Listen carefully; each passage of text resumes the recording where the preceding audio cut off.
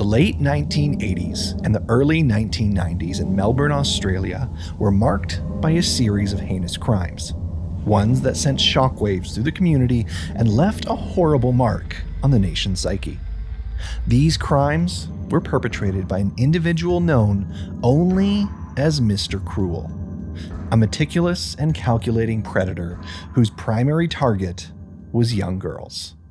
He watched, bided his time, and abducted these girls from the homes they lived in. This is the case of Mr. Cruel. My name's Ben. I'm Nicole, and you're listening to Wicked and Grim, a true crime podcast. Warning, the following podcast contains graphic content and material intended for a mature audience. Listener discretion is advised.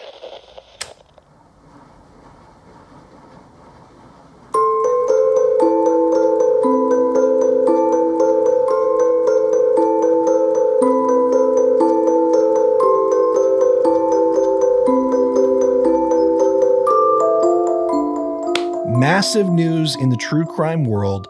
Earlier this week, Robert Pickton passed away. He was assaulted while in jail and he died of those injuries. Yeah. The world, in my opinion, is way better off right now without that man. Yeah, I mean, I'm honestly a bit surprised that it didn't happen much sooner. Yeah, he was a very evil man. Took a lot of lives, that man. Did some evil things. Yeah. And yeah, I'm surprised no one else went at him while behind bars. Yeah. But as one of our patrons actually mentioned, that now with his death solidifies the fact that we may never know the names behind all of his victims. Which is too bad. But then, I mean... He wasn't going to give it up anyways. Yeah, who knows for sure if he would have even given that up. He wouldn't have. He reveled in that. There's no way he was giving up those names. Never. Jeez. So we covered that case, actually. I believe you did that one. Yeah, so. I think I had a two-parter with that one. Well, you kind of need it. Yeah, it's a doozy. For Pickton, no kidding. So if you want to check that out, that's in our library. Go on, scroll back, find it, give it a listen. But yeah, he's no longer here.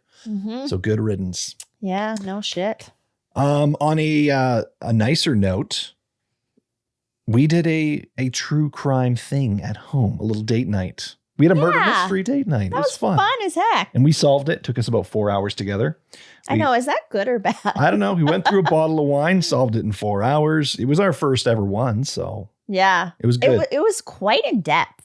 I didn't quite realize how much there was going to be to it. Yeah, there was a fair amount. Like there was just so many articles, so much little readings to do. We even had to log into like a fake email online and read some emails. And well, to be honest, I think our first hour was just like understanding what we got ourselves into. You know, like holy shit, yeah, there's this fake email we have to log into online and all this paperwork and these photos. Yeah. Once we finally like started like making a list of who the suspects were and stuff and really getting into it, I think we did a lot better. Yeah. I think we'll do it again. Oh, we definitely will. It was a good date night. I liked it. Definitely will. No sponsorship or affiliation, but if you guys just go on Amazon, search like a little like murder mystery thing, you can find these like packages just for like doing solo or as couples or parties, whatever. And it was like $35 or something. Yeah, right? Like Canadian, not too bad for an evening of entertainment. It was awesome. Yeah. Want to know what else is not too bad for a good price? Our Patreon, and so many people have been signing up. Yes, so it's been awesome. Thank you so much to these individuals who are signing up, getting that exclusive behind the scenes and supporting the show at the same time. So special thanks to Terry Meyer, Alyssa, and Fur Babies. Love that. Oh, okay. Alina Hyatt and Alec Van Driel. Thank you so much for signing up and supporting the show. You go ahead and check out all that exclusive stuff. They signed up this week, so thank you so much. That's really awesome. I love that. I love the fact that Alyssa put "and fur babies" on. I know. I kind of love that too. I'm surprised no one has done that yet. Yeah, no kidding. We would shout out the fur babies. Hell Come yes. on. No kidding. Anyways, this is a doozy of a case. This is Mr. Cruel. Yeah, from the intro, I'm not sure I'm looking forward to this one. Yeah, it's not too great. But we are headed back to Australia for this. We've been spending some time in Australia, proverbially, in these cases recently. So I think after this one, I'm going to try and spread my wings to some other places around the world for a little bit. But when I discovered this case, I was like, we got to cover it. Mm-hmm. So was the very last one Australia as well? I can't remember what our last episode was. Thanks for putting me on the spot. Oh my goodness. What was our last episode? Do you remember? No. I just spent days researching this, and I'm like reading another book on another case. Shit. Oh, Lindsay Ann Hawker. I don't think that was Australia, was it? I know the Port Arthur massacre was. Okay, so it's just we've done a few in the last like couple. Yeah. Okay. Okay. Was Lindsay Ann Hawker Australian? I can't remember. Whatever. We're on to this case. Okay, just really quickly, a lot of people ask like how we cope, and I think it's just that we do an episode and then it just leaves our brains. Pretty much. Oh no, yeah. Okay. Lindsay was in Japan. That's right. Right. Yes. Okay. But yeah, moving on to the next case is generally how we cope. It's kind of like, on to the next horrible fucking thing that happened, like this one. So, yeah. You ready? I am. I'm just gonna say someone actually asked me the other day if like we'll ever run out of things. I was like, nope. You know what? I don't think we will, which is actually terrible. There's no way we're ever gonna run out of true crime. Mm-hmm. I bet you we could do a life's worth of true crime episodes on a year of occurrences of crime in the British Columbia province alone. Yeah. I bet you. That's terrible, hey? Yeah. Okay. That's where we live, BC. Just throwing that out. Enough of this. Sorry. We'll move on here. We digress. Onto the case. So, as I said, we're going over to Australia, and we're particularly going to Melbourne, which is the capital of the Australian state of Victoria. Now, it is known for its vibrant culture, diverse population, and historical landmarks. By the 1980s, it was a bustling metropolis, home to millions of residents and known for its high quality of life. However, the city's peace would soon be shattered by the emergence of a predator who preyed on the most vulnerable members of society, children. On July 7th, 1988, an article titled "Mother Battles Blanket Blaze" appeared in the Sun newspaper, featuring Julie Wills and her daughters in their bedroom after a fire caused by the faulty electrical blanket. So they're pictured, in the bedroom, and they're posed kind of like sitting on the bunk bed, and they're, like, hey, you know what? We almost burnt our house down. Thankfully, we didn't. Posted in the newspaper, right? So 6 months later, after that article was posted, on Boxing Day, December 26th, 1988, the Wills family returned to their home at 11 Hillcrest Avenue, Ringwood, at around 10 p.m. John and Julie Wills put their 4 daughters to bed, with their 10-year-old Sharon on the top bunk, that same bunk that was featured in the newspaper photo months earlier. John finally turned off the lights in the home at quite late, or early, at 4:50 a.m. in the morning, which was only about an hour before sunrise at the time. What he or the family were unaware of was what was outside in the dark. Someone was watching. And if they had been observing the house since the family returned, and they had been waiting for the moment to strike for the lights to go out, they would have been waiting and watching for a total of 7 hours. The man waited an extra 30 minutes afterwards, just after those lights were turned out, just to make sure before he finally made his move. Now, the house key was left in the back door lock, but on the inside of the door. So when he approached the back door, it is locked. There's no key available. Okay. But he did know that the key was left on the inside. So he used a tool to push through the lock and pop the key out. It fell to the floor inside the home. However, he knew this was going to happen too. And he had slid a newspaper underneath the crack of the door. And the key fell on top of the newspaper. And from then he pulled the newspaper, giving him access to the key. He put the key in the lock, turned it, and unlocked the back door, giving him access to the home. And immediately, upon entering the home, the man burst into John and Julie Wills' bedroom, turning the light on. He was dressed in dark blue overalls, gloves, and a black balaclava with white and possibly red stitching around the eyes and mouth holes. He was armed with a knife and a dark-colored handgun. He was also carrying a bag and a flashlight. Julie Wills' reflexes instantly kicked in, and she screamed for her children to get out of the house. But the man quickly silenced her by holding a gun to her husband's head and said, "You're not going to be a hero, are you?" Holy shit. Yeah, there's a lot to unpack here already, hey? Kind of, yeah. And like, so he came in contact with this family because of the newspaper thing? Basically, is that what you're saying? That's speculation, yes. Oh, I'd hate that. I do touch on that here in a little bit, so I'll cover it then. But yes, that is the speculation. Gosh, that's just something that you wouldn't really think of, you know? You're warning people about these electric blankets, which I do use, so that's a little alarming. Well, this was the 80s too, right? This was 88, I believe, so. But then that's like putting your family in more danger. Yeah. Oh, wow. Okay. Well, the man who's now holding them hostage forced both the two of them onto their stomachs and bound their hands and feet with copper electrical wire and began demanding money. He took $35 from John's wallet and then cut the phone cord with pliers that he had found in the house. One of their daughters, Sharon, woke up to her mother screaming and heard the man's voice. She lay frozen as the intruder entered her room. The intruder then called her by name and shone a torch right in her face. Initially, she pretended to sleep, hoping that he would leave, but of course, he didn't. And he commanded her to get up and out of bed. He selected several items of her clothing for her to take with her from her wardrobe, and then led her out of the house. In the hallway, though, he took John's checkered lumber jacket from the hat stand, and he also gave and he gave that jacket for her to wear over her nightgown. After about 8 minutes in the house, he carried Sharon outside, and to muffle her screams, he shoved a red ball into her mouth. The man began assuring her that he wouldn't hurt her and would return her by morning. He then blindfolded her and placed her in the passenger seat floor of the car and drove off. After driving for some time, the car came to a stop, and the man carried Sharon into the house.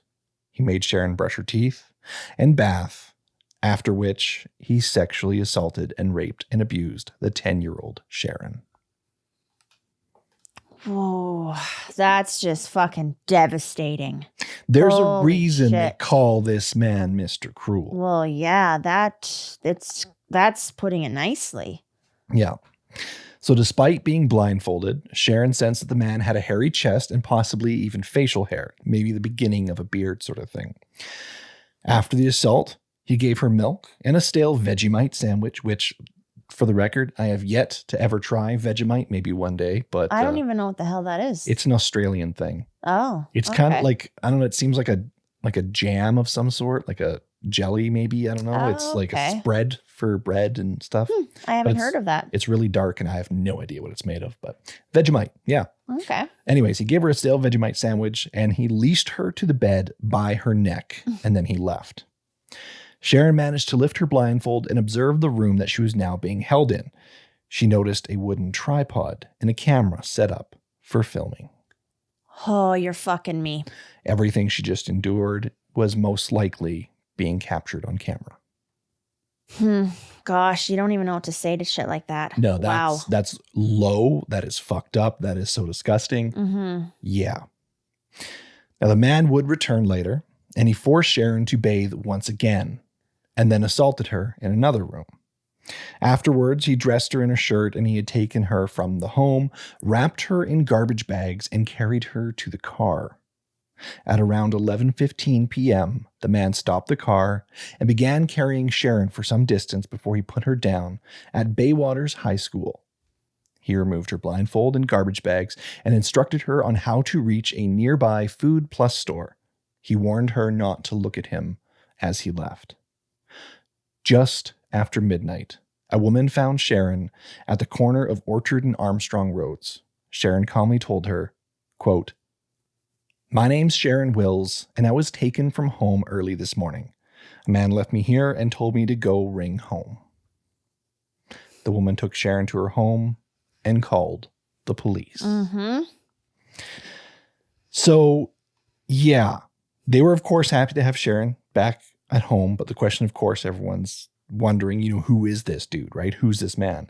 And it is thought whoever had done this potentially seen that newspaper article 6 months prior and had decided to target Sharon in that moment, which meant he had been stalking and watching the family for 6 months. Right. Yeah. Now, you do recall when he entered her room, he called her by name. Yes, he did. He knew exactly who she was. He knew what she looked like. He knew her name. He shone the light at her and said, Sharon. Good God. Just the thought of someone like knowing or thinking that they had been watching you for that long. Hey? Our dog stared at us for too long and I get uncomfortable. Oh my God. I'm like, what do you want? What do you need? Stop looking at me. Man. I mean, and you think you notice or something, right? Potentially, but no. Like because you wouldn't be looking for that or expecting that. So, well, there was some alleged reports of a prowler in the area before the abduction, actually. Oh, so some people maybe did notice him. Yes, some did. And there was actually a witness who claimed that someone saw a man filming the Willis's house with a JVC video camera 6 weeks before the abduction. Oh, gosh. So there is claims of this alleged person. Now, the man was described as 30 to 35 years old, balding with brown hair and a pot belly. Younger than I thought. Younger than I thought he'd be. He apparently would, when he was caught filming whatever, he quickly left when he was disturbed, packing his camera into a gold Ford trunk before driving away. The Willis family estimated his height to be between 173 and 180 centimeters, which is like 5'9" or something like that. I think somewhere around there, or just under 6 feet. I'm not exactly sure what centimeters converting to feet, but yeah. He had a thin to medium build, and his age was, as I already mentioned, described as 30 to 35 from the witnesses. However, the Willis believed him to be mid-20s to 30s. Okay. Some reports suggest that he might be even younger based on his voice. So we are looking at someone quite young, up to 30 and even younger than 20 potentially. Oh, gosh. Now, to the Wills, his voice sounded well-spoken with no discernible accent. Now, to authorities, this could be the work of only one man, someone they were actually already familiar with, someone by the moniker Mr.Cruel. Now, the Sun newspaper gave him this moniker, Mr. Cruel, after police described a serial home invasion rapist in November of 1987 as, quote, super cool and super cruel. And by cool, like calm, cool, and collected. Oh, okay. Yeah, not sense. Like, hey, that's a radical, awesome dude. He's a friggin' opposite of cool. No, like he keeps his cool sort of thing. Okay, makes sense. Now, at the time, police believed that the same perpetrator was responsible for 3 rapes. And the first was in 1985 of a woman, and again in 1987. So we do have, as I mentioned, that the Sun had described him as a serial invasion rapist. So yeah, serial home invasion rapist is how they described him. Was it children? Not all of them, no. It was 1985 and 1987. They were both women. Oh, okay. But there was another in 1987 that just might be Mr. Cruel's first instance of targeting a younger girl. Oh, gosh, this guy. Which brings us to our next incident here. Of course it does, yeah. So now this one actually predates Sharon because this is the first incident of a younger girl, right? So this is in the early hours of Saturday, August 22nd, 1987. A family of 4 in Lower Plenty, Melbourne were targeted. At around 4 a.m., Mr. Cruel broke into their home by quietly shattering a room window of the home, the front of the house. The intruder was dressed in an open-faced navy blue balaclava, yellow surgical gloves, and a blue waterproof zip-up jacket beneath a brown tweed jacket. Armed and well-prepared, the assailant carried a small black handgun, a kitchen knife, several sets of handcuffs, red and white nylon cord, a small gray bag resembling a child's library bag, and 3 rolls of colored electrical tape along with elastoplasty surgical tape. There we go. Okay. He headed immediately straight to the parents' bedroom upon breaking in, forcing them into their stomachs and restraining them with their hands and ankles behind their back with handcuffs. Sounding familiar, hey? Very. The parents were, of course, terrified, but remember the man saying this to them: "Be quiet and don't move, or I'll hurt someone." Man, I just like that. Oh, just the feeling of that. Hey, like your children are in the other room. Like, my gosh. Well, and through all this, as I mentioned, he keeps his cool. He is very calm, collected throughout all of this. Yeah, well, I sort of feel like that is I would expect that. I mean, think about it this way, like someone's like doing something like this. You would think adrenaline might be pumping, maybe breathing heavy or something like that. No, he's stone fucking cold. Yeah, like this is just a normal day, like an average day for him. So the intruder then woke up the 7-year-old son and 11-year-old daughter, herding them into their parents' bedroom. He tied the son to the bed and bound the daughter's hands. All the victims were gagged with electrical tape, and the children were blindfolded with surgical tape. With everyone in the family now immobilized, the intruder demanded cash, a first aid kit, clothes, a shower, food, and a shave. Quote, "All I want is money, food, and clothes. How much money is in the house?" He forced the parents into a wardrobe, covering them with a blanket, and appeared to make a phone call, then led the 11-year-old girl to another room where he made her brush her teeth and bathe. Then he sexually assaulted her. In her own home. Yes. Wow. He then took her to the kitchen where he ate some of the food in the kitchen, some cold lamb, biscuits, milk, orange juice, before assaulting her once again. Oh my God. Okay. He left the girl in a lounge chair while he checked on her parents and brother in the master bedroom. Returning, he tied her ankles with nylon cord, made her sit in a chair and instructed, quote, "I'm going out now, so count to 100 slowly. Then you can free your parents."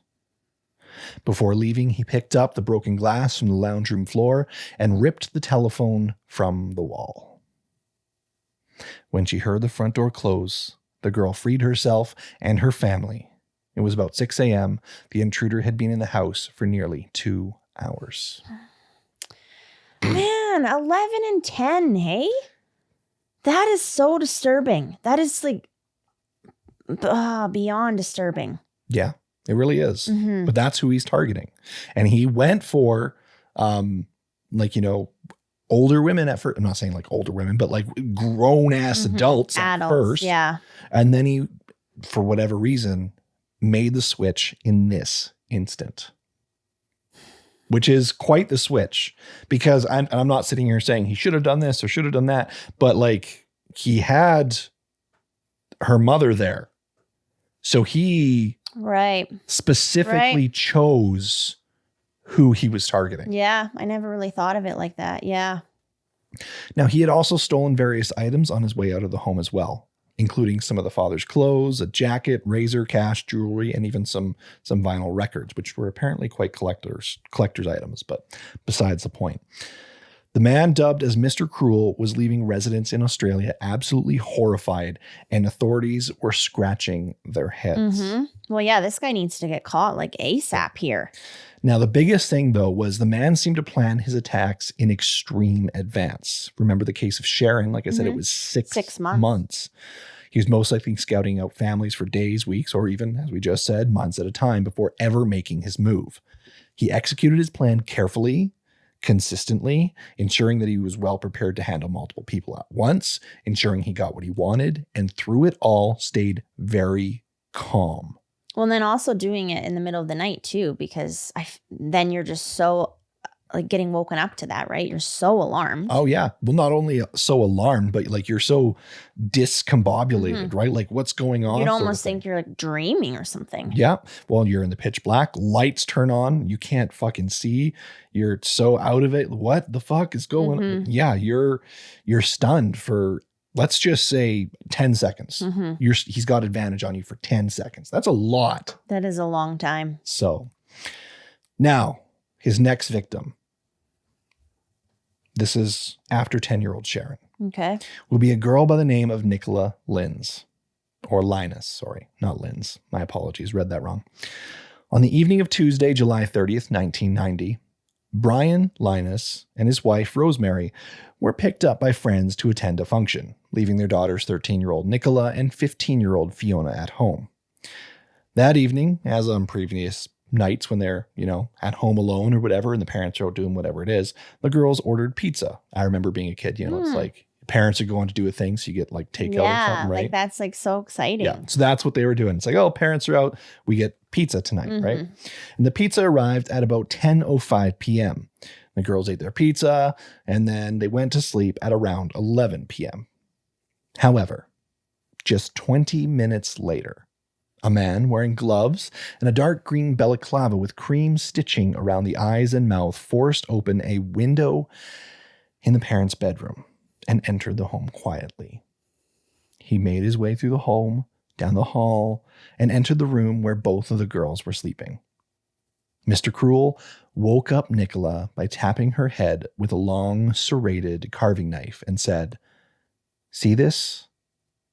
This is a really sharp knife."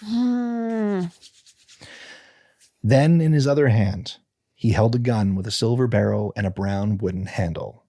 And he said, "This is a real gun. It shoots real bullets.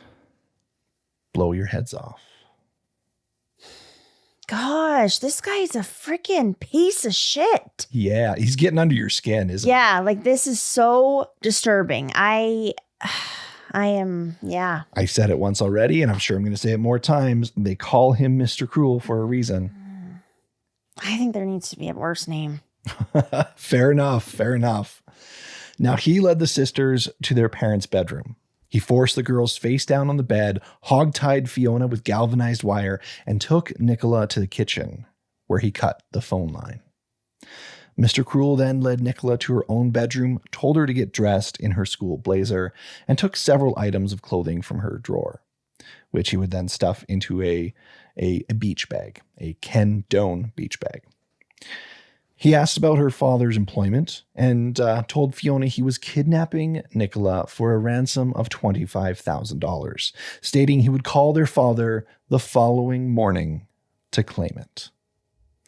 So at 11:47 p.m., Mr. Cruel left with Nicola, placing her in the front seat of the Linus family car parked in the driveway. He took the keys from the kitchen.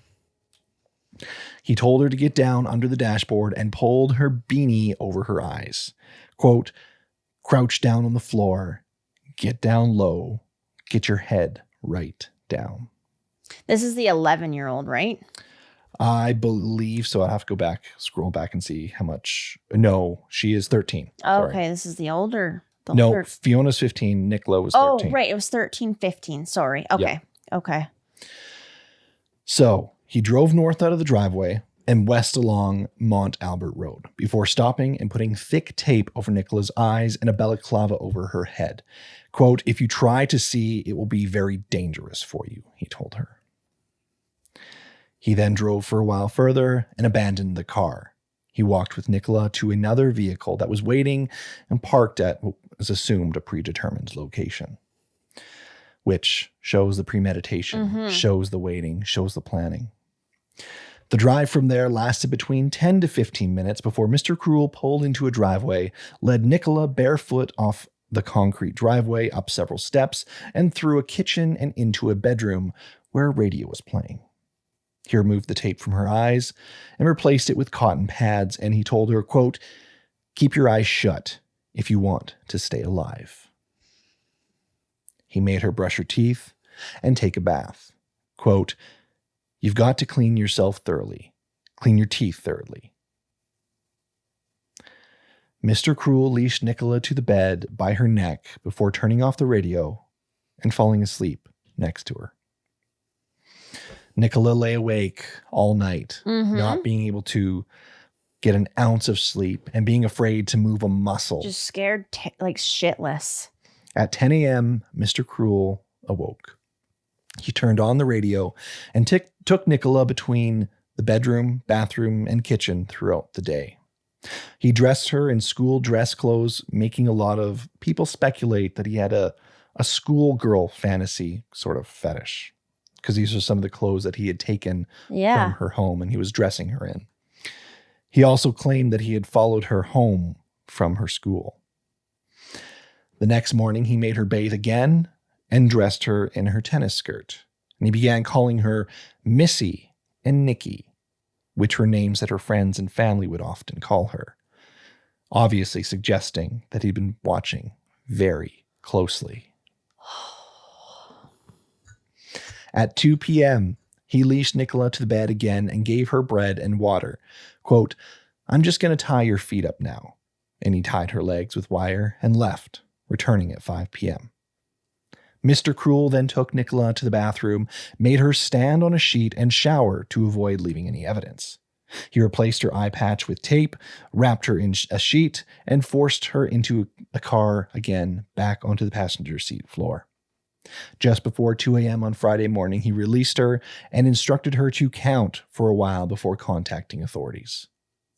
50 hours after the ordeal began, Nicola knocked on the door and called her father. She was safe. Whoa.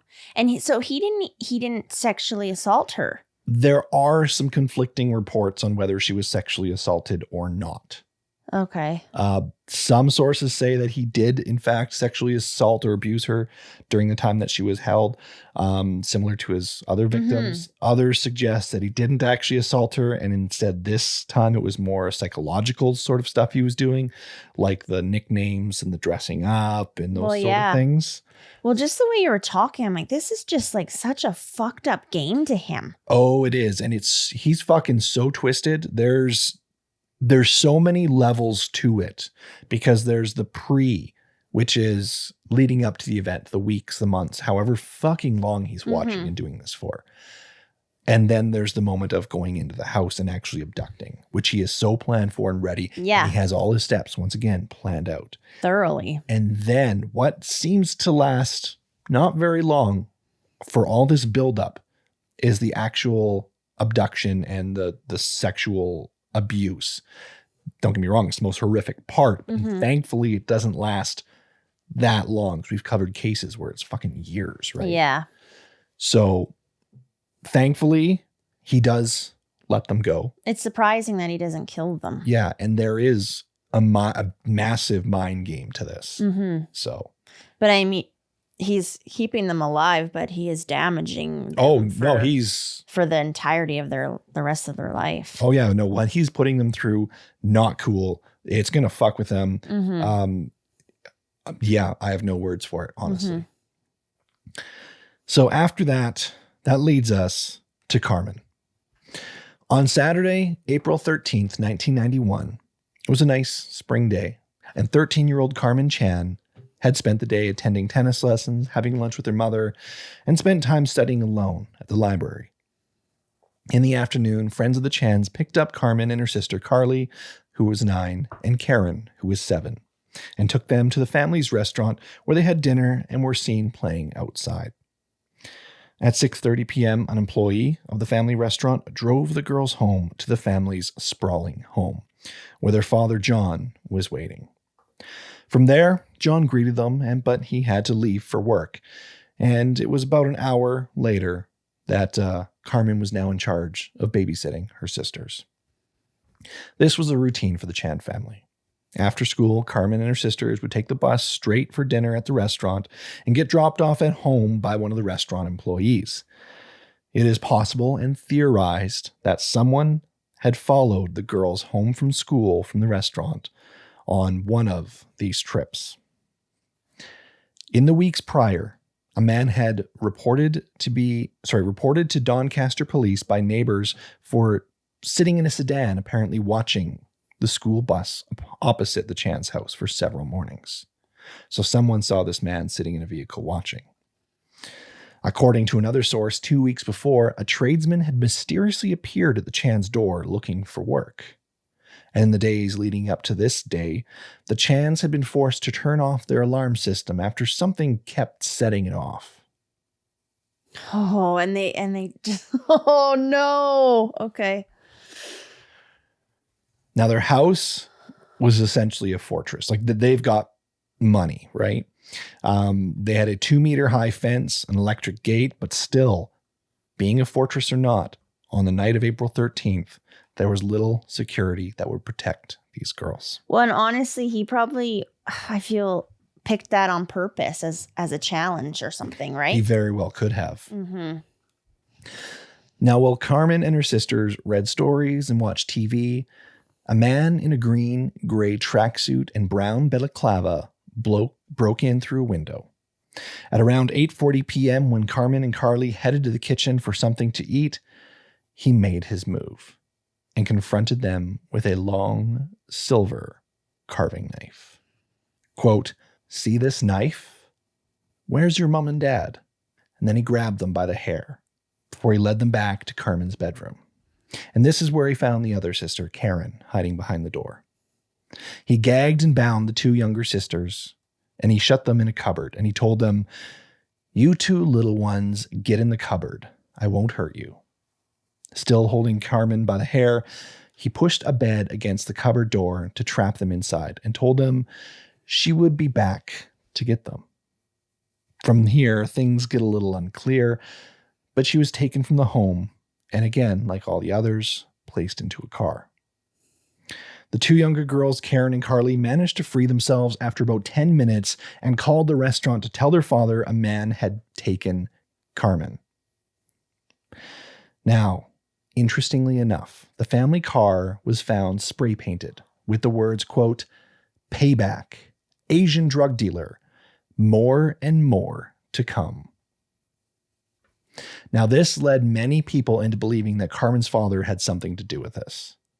The family, after all, had a lot of money, and speculation began to circulate about him being involved in some sort of drug ring and having some serious gambling debts. Investigators, however, could not find any evidence of this, and they believed the message was put there as a red herring. Her father was squeaky clean. Each one of these incidents, there we go, have had things to try and throw people off. From radio stations playing, at each time a different radio station, to pretending to be on the phone with someone, or acting as if another person was in the room as Mr. Cruel was holding victims blindfolded, or even pretending that a car wouldn't start and saying that it was a stolen car that a friend had loaned him. Many of these things, investigators believe, were done to confuse victims, confuse investigators, throwing them off of the trail. And they believe this vehicle, the spray painting, was also one of those things. That makes sense. The amount of time that this fucking guy is putting into this shit, hey?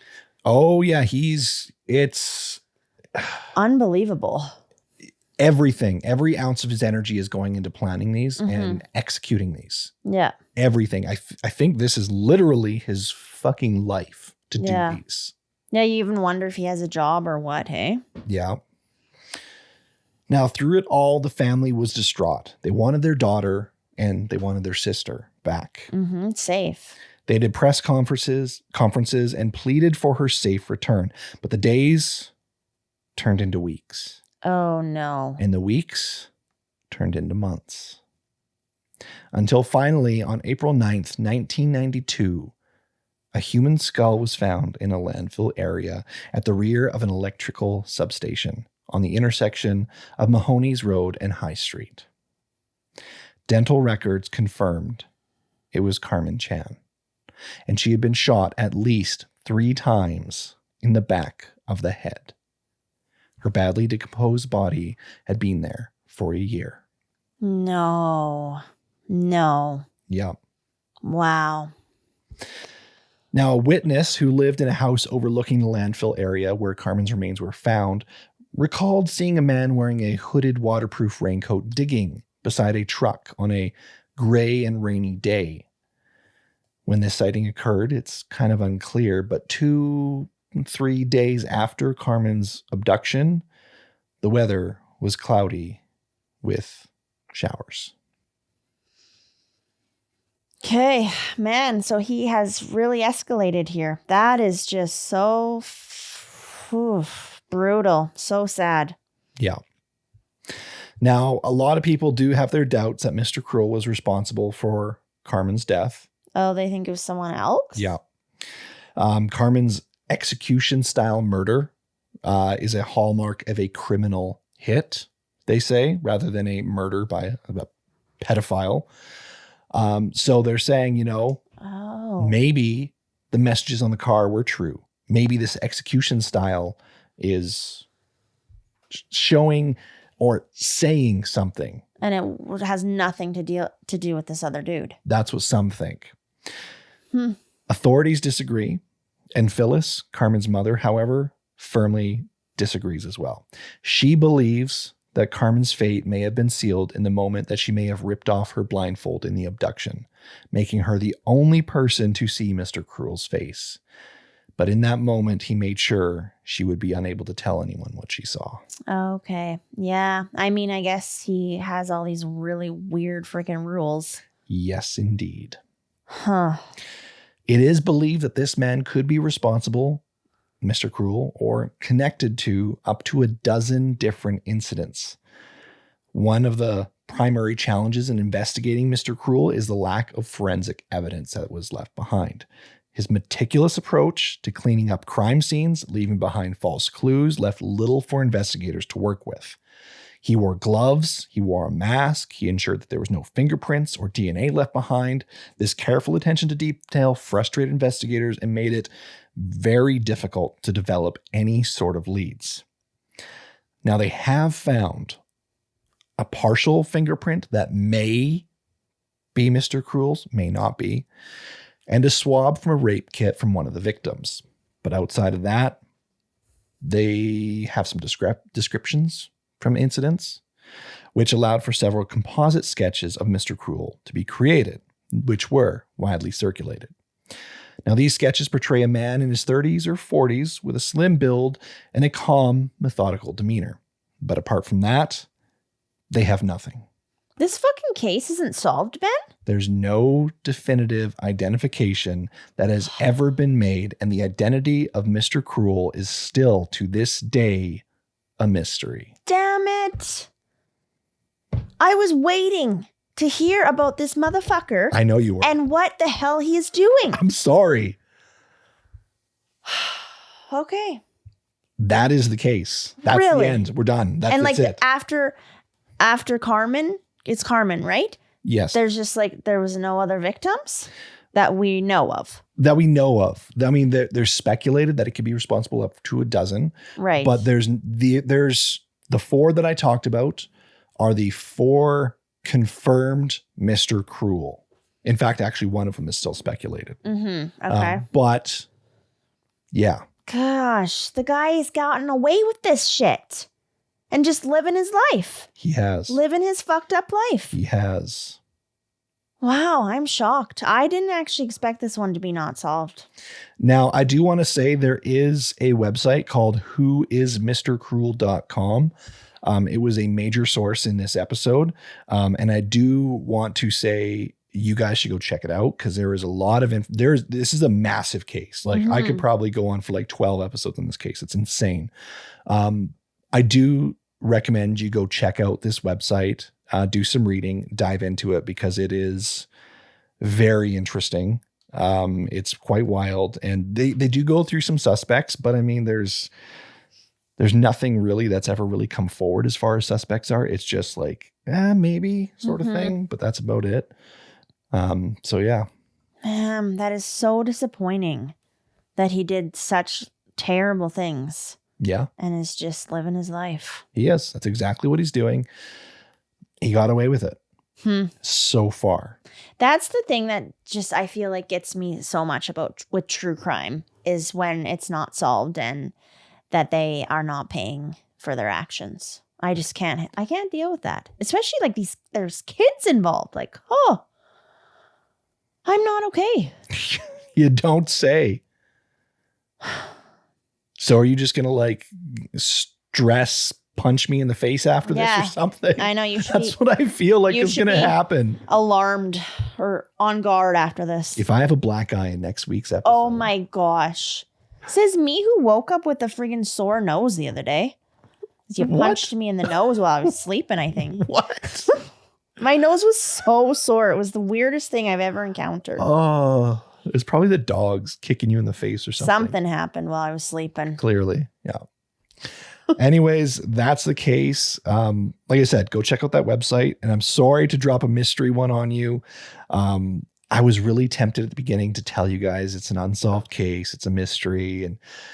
But you know what? It's been a long time since I left the hangar. So I was like, you know what? No, I'm leaving it on this one. I guess. Yeah, it has been a while. So I guess I've been very nice in recent unsolved cases. I've been very nice. I have. Oh my gosh. I've told people ahead of time. It's all at the beginning. I'm like, this is an unsolved case. No, this one, I'm pretty sure we're going to get some angry messages though. Possibly. It might happen. It's definitely going to happen. I know it will happen, but trust me, worth it. Yeah. I mean, that would have been a very hard one to research and to present. So I guess you had to get a little something out of this, right? Yeah. Well, anyways, if you guys want to check out our social links and everything else we have, it's in the description of this podcast. We have Instagram, Facebook, YouTube, 2 YouTube channels. One's a vlog. One you can catch video form of this podcast. You can go ahead and check that. And you can see Nicole's OMG reactions and me pointing at the camera and opening a beer and all the good stuff. Me not making eye contact at you because I'm pissed. Yeah, pretty much. All the good stuff is there, including Patreon. We have merch. If you guys want to give us a rating, we appreciate that. It really helps the show. We are an independent podcast produced out of our tiny home solo. That it's just us. That's it. So yeah, we appreciate all the support. We sure do. Absolutely. Yeah. Okay. Well, thank you for being here. Until next time. Until next time, stay wicked. I thought I was going to say it for a second. Okay, we'll say it too. No, it's all good. You got it. You did good. Okay. Stay wicked.